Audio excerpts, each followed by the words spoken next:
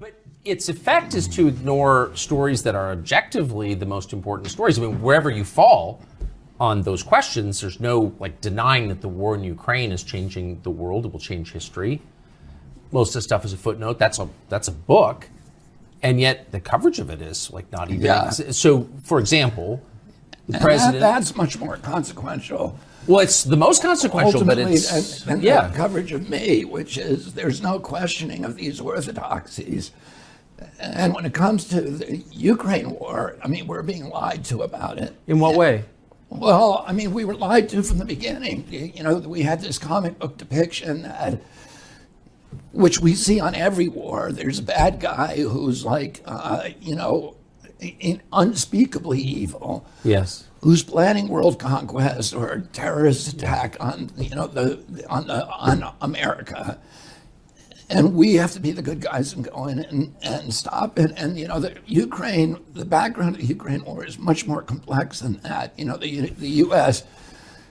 has been involved, and particularly the neocons in the White House. I wouldn't say particularly. I'd say a group of people that are known as neocons since 2001 have been talking about putting NATO in Ukraine. Now, and I'll give you the background. In 1992, the walls came down and the Soviet Union collapsed. Gorbachev went to Tony Blair and to President Bush, who were the UK and US presidents at that time, and said, I'm going to do something extraordinary that basically is going to have the rest of Russian history branding me as a traitor to my country. I'm going to withdraw 400,000 Soviet troops from East Germany, and I'm going to allow you to reunify Germany under NATO troops. So you're going to move NATO troops, a hostile force, into our barracks and our bases. I'm going to do that, and the only commitment I want from you is that once I allow Germany to reunify, to become part of NATO, that you will never move NATO further to the east, because we're going to now release all of these Soviet states that were part of the Soviet Union. They're going to become independent states, and we don't want NATO moving into those. And James Baker, who was the Secretary of State at that time, famously said, we promise that we will not move NATO 1 inch to the east. So Gorbachev now did that, and he's now, despised in Russia. And then in 1996 and 1997, so 5 years later, Zbigniew Brzezinski, who was the first kind of the father of the neocon movement, what the neocons represent in a sentence is that they were a group of people who believed, and Donald Rumsfeld and Jonathan Yu and Paul Wolfowitz, Robert Kagan, Victoria Nuland, who's now at the top State Department official. Their belief was that the U.S. had won the Cold War, and that victory gave us the privilege of dominating the world using our superior military unipower status and our superior military status for the next century. So their principal blueprint document is called Project for a New American Century. In other words, America would own the 21st century. So Brzezinski says, okay, we should start this process by moving NATO into all the former satellite states. Well, and this was 1997. At that time, George Kennan was still around. Now, George Kennan, as you know, was the principal architect of the Cold War containment policy. He's arguably the most important, most respected diplomat and statesman in American history. Oh, he said, if you do that, you are going to provoke a violent response from Russia. They cannot live with NATO on their borders. They cannot, any more than we would live with a Soviet alliance in Mexico and Canada. At that time, Bill Perry was Clinton's Secretary of State, and Bill Perry said, if you do this, if you go forward with this plan, I'm going to resign, because it's so foolhardy. You are forcing Russia into a violent military response. And the U.S. ambassador to the Soviet Union at that time who is now the head of the CIA, said the same thing. It's the worst mistake America can make to move NATO to the east. So we went ahead and did it. We moved it not 1 inch, but 1,000 miles, 14 countries, and then we put nuclear-ready missile launchers, Aegis missile systems, which are made by Lockheed and can take Tomahawk missiles 12 minutes from Moscow. We could, in 12 minutes, decapitate the entire leadership of Russia.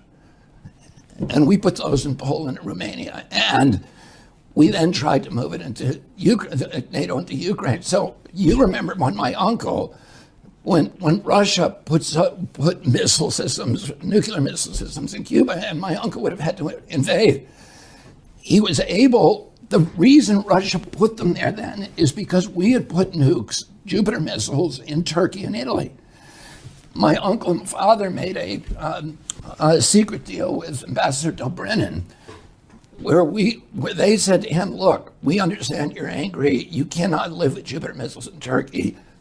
That's why you put your missiles in Cuba. If you remove your missiles from Cuba within 6 months, we will remove ours from Turkey. But nobody says what the deal was. And that's what happened. So now we're back, and we've again put nuclear-ready missile systems along right next to Russia. And now we want to go do the one thing that Russia has said, and Putin said again and again and again, this is a red line. Before Putin, the Russian leadership was saying it is a red line. You cannot go into Ukraine. The Russians have been invaded 3 times from you. Our country's never been invaded. The Russians were invaded 3 times through Ukraine. The last time they were invaded, Hitler killed between 20 and 40 million Russians. Hitler killed 1 out of every 7 Russians. In my uncle's speech to his most famous speech in American University in 1963, in July of 1963, he said to the American people, he said, we are all taught we won World War II, but we didn't win World War II. The Russians won it.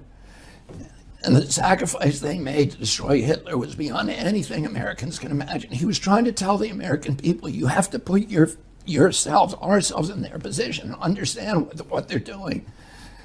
And he said, a third of the country was leveled. Every city, the forests burned, the cities were leveled, the forests and fields burned. Imagine if that happened from the coast, the east coast of the United States, to every city, forest, and field from here to Chicago. That's what the Russians put up with. Oh, we have to understand this, that Ukraine is a red line. The invasion came through Ukraine, and they can't live with it. It's a security issue for them that is almost beyond our comprehension. And so, we've had... So that suggests the point is war with Russia. The point was war with Russia. And in fact, the neocons said that again and again, and Biden, when he was and let me get back to that, okay, because that is absolutely true. The Biden, was first of all, in 2014, to go through the modern history, 2014, there are riots it's called the Maidan Rebellion in Ukraine, which we're not told that we are financing those riots. The newspapers never told us, our government never told us. USAID, which is a CIA front, put $5 billion into funding those riots. Those riots lead to a coup d'etat against the first democratically elected government of the Ukraine. It was a government that refused to choose sides and to say we're going to be on the side of the West. So we wanted them out.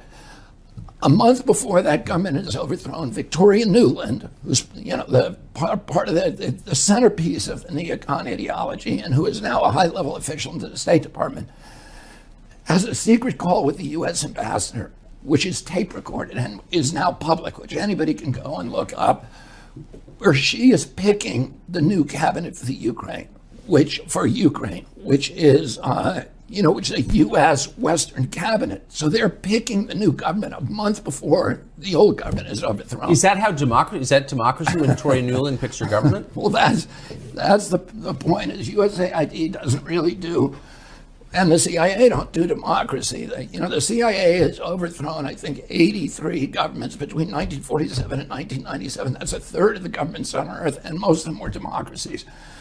Oh, it doesn't do democracy. It does coup d'etats. So then, to put the rest of this history, and we put in a Western government. Everybody says, well, the Russians started this by invading Crimea. But put yourself in Putin's position. And I'm not an apologist for Putin, by the way. He went into Ukraine. It was illegal. My son went over there and fought against it, and risked his life in the Kharkiv rebellion. I'm not making excuses for him. What he did was brutal. It was illegal and it was unnecessary. But we have to understand our role in the provocations. And so if you're in Putin's position, now you're looking at Ukraine, and Ukraine is being run by a pro-U.S. government. What's the first thing he thinks? They're going to take Vladivostok, which is the port in the Crimea on the Black Sea, which has been a Russian port, their only warm water port for 347 years. It's where the Russian Navy is, their sub base, it's everything else. And he says, now this new government is going to invite the U.S. Navy in to take over our facilities. We got to go in there and take it back. So he goes into Crimea. He goes in and takes Crimea without firing a shot or killing a single person. The Crimean population is largely Russian, and they welcome the invasion. So, again, I'm not making excuses for him, but I'm saying we have to understand. My uncle always said we have to understand the position of our adversaries, and what forces are they dealing with. So then in then the Russians now there's as soon as we put in that new government, the first rule they pass is to make the Russian language essentially illegal in Donbass and Lugansk, where 90% of the population are Russian. And there's then peaceful uprising, which people begin dying. They turn violent. Now, which side made them violent is a dispute. But it's not a dispute that the Russians were now being treated. The ethnic Russian population in Ukraine is now being treated like redheaded stepchildren. They're not, they're being slapped around and they're being abused and they're not being allowed to practice their culture or their language. And so there's a vote then in Donbass, Lugansk, where they vote 90-10 to join Russia. Russia says no. Putin says no. I don't want you, but let's sign an agreement that protects you. So they put together an agreement with France, Germany, and Russia called the Minsk Accords. The Minsk Accords say leave Donbass and Lugansk as part of Ukraine, but make them semi-autonomous so they can speak their own language, and so the Russians who live there are going to be protected from violence by the government.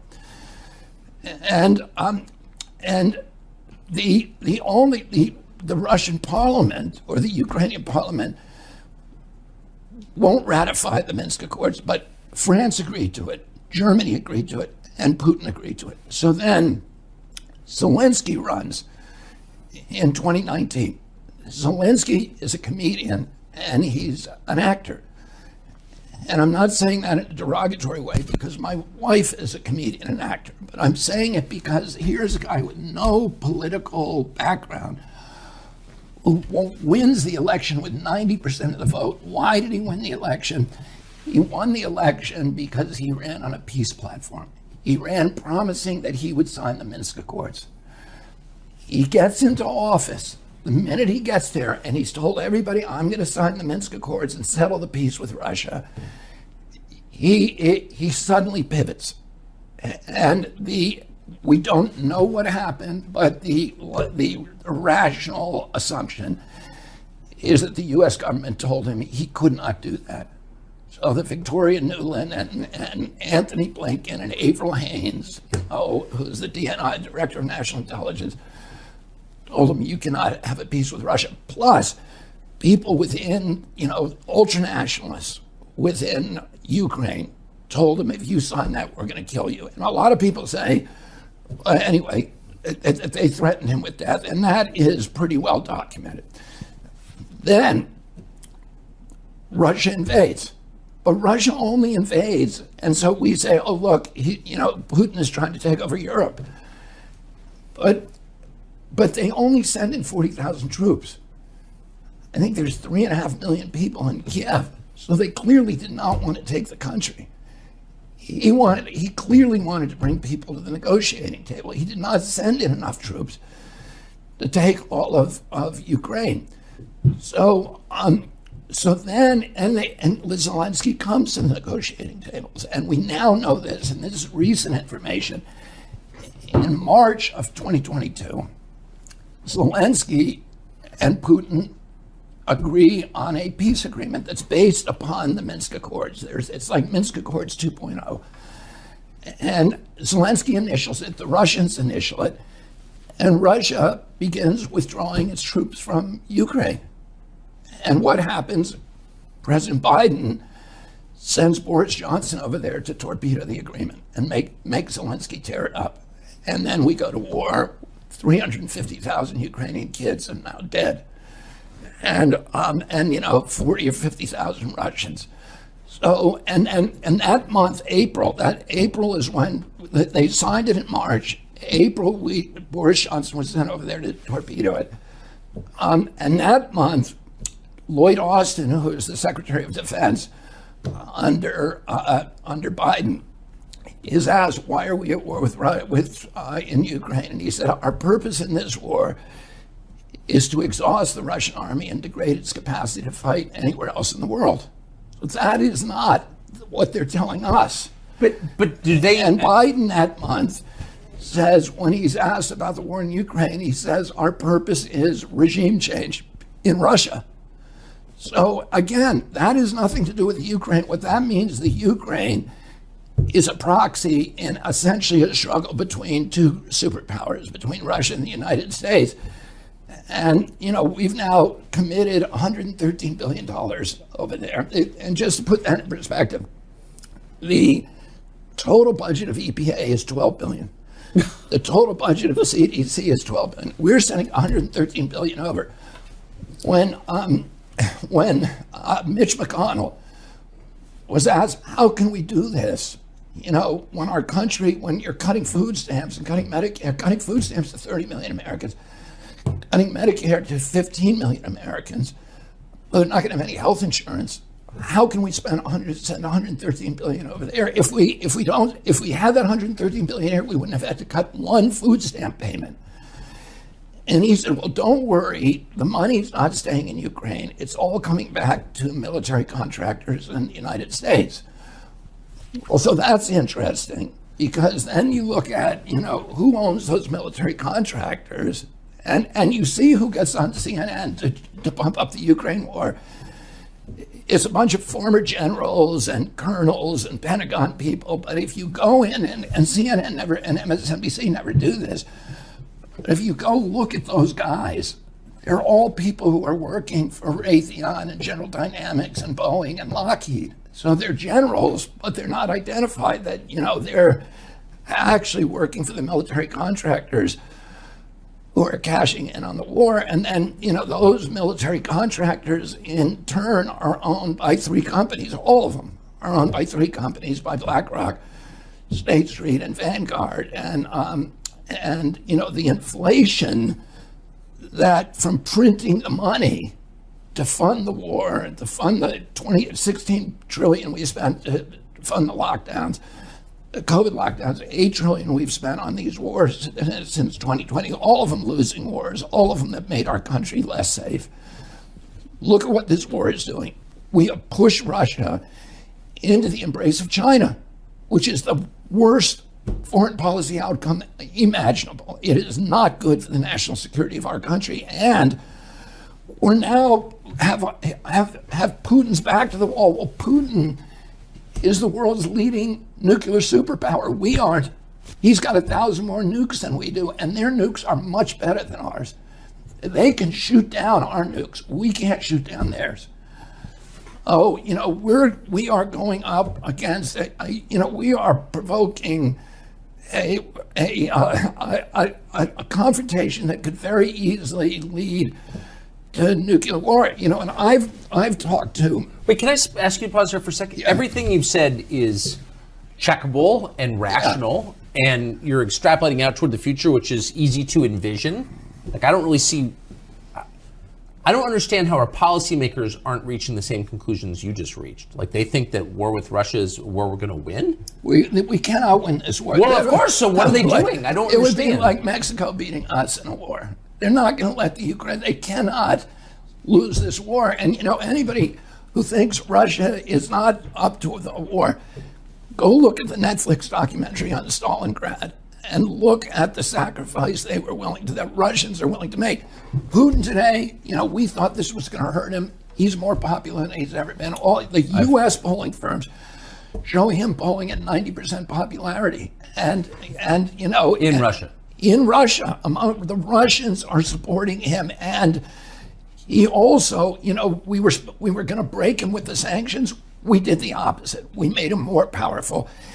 He's now insulated from the trade and the international banking system. He's now got this great trade agreement with China. He's now, engineering the creation of BRICS, which he has 40 leading nations around the world turning against the U.S. currency as a reserve currency and adopting his petrol currency or the Chinese currency. That is the worst threat to the United States. That will if we lose that status as the world's reserve currency, the Great Depression will look like a cakewalk. So I agree with all of that, and all of it. Your position to my ears sounds moderate and obvious.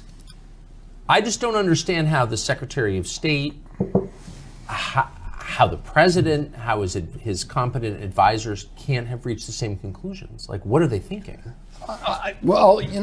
Unfortunately, I think, and I share your sense of mystery about that, but I don't, Because what you're saying is not crazy. It's not like some far out theory. The only way I can explain it, and I'm not, I don't like to look into other people's heads and tell why they're doing one thing or another.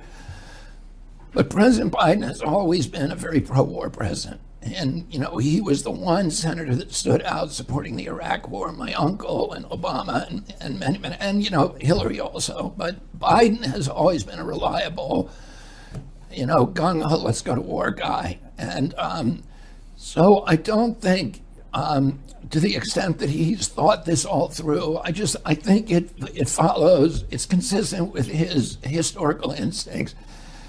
And then he's surrounded by people who are, these are the same people who got us in the Iraq war. I know. Look at what happened. Let me go through what happened in Iraq just for, give me 1 minute to summarize.